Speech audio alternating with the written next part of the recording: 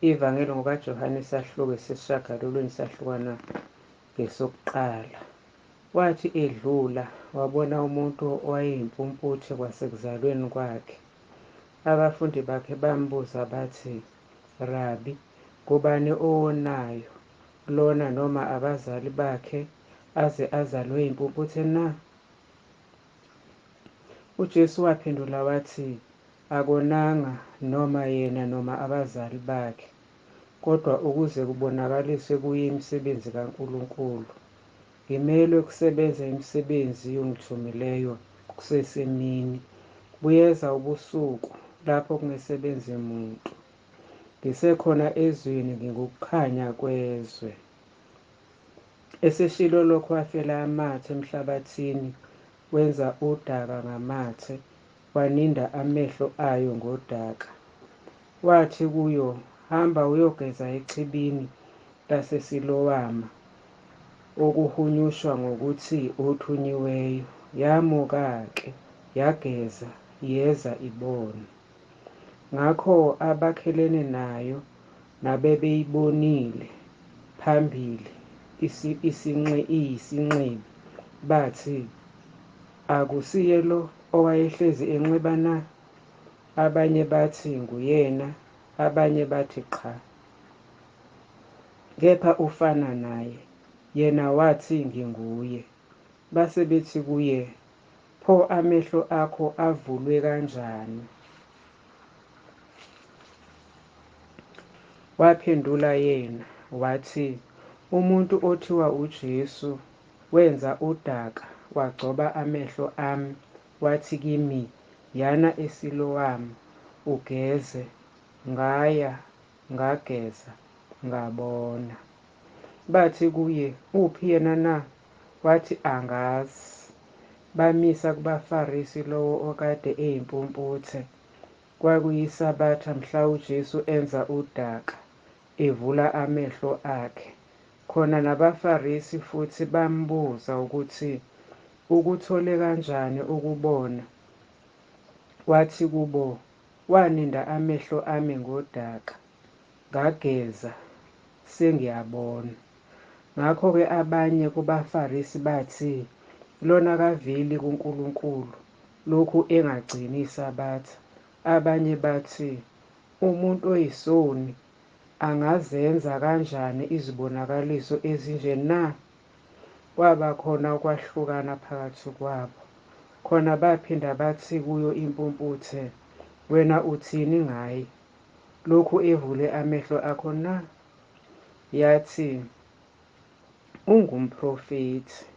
Kepha abaJuda abakholwanga ngaye ukuthi wabeyimpumputhe, nokuthi sethole ukubona. Baze babiza abazali bakhe, lowo osethole ukubona. Bababuza bathi, lo uyindodana yenu enithi ngayo yazalwa iyimpumputhe na? Pho isibona kanjani manje na?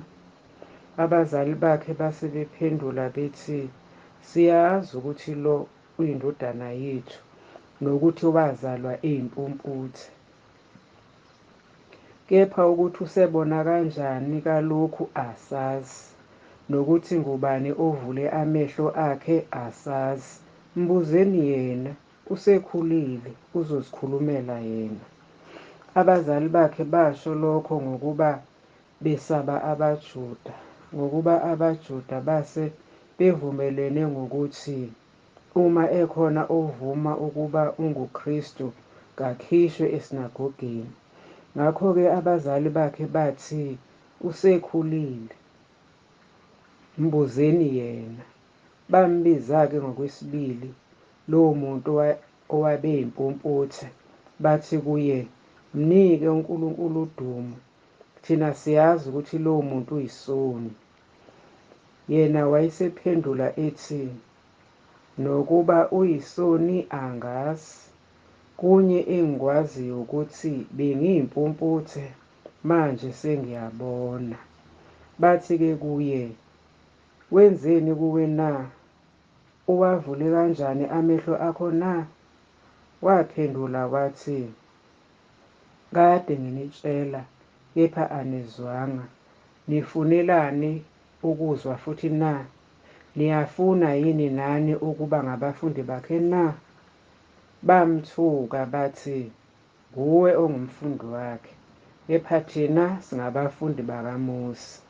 Siyazi ukuthi uNkulunkulu wakhuluma kuMose, kodwa lo asimazi lapho evela khona. Waphendula lowo muntu wathi kubo, lokhu kuyisimangaliso ukuthi nina anazi lapho evela khona. Ingani uvule amehlo ami.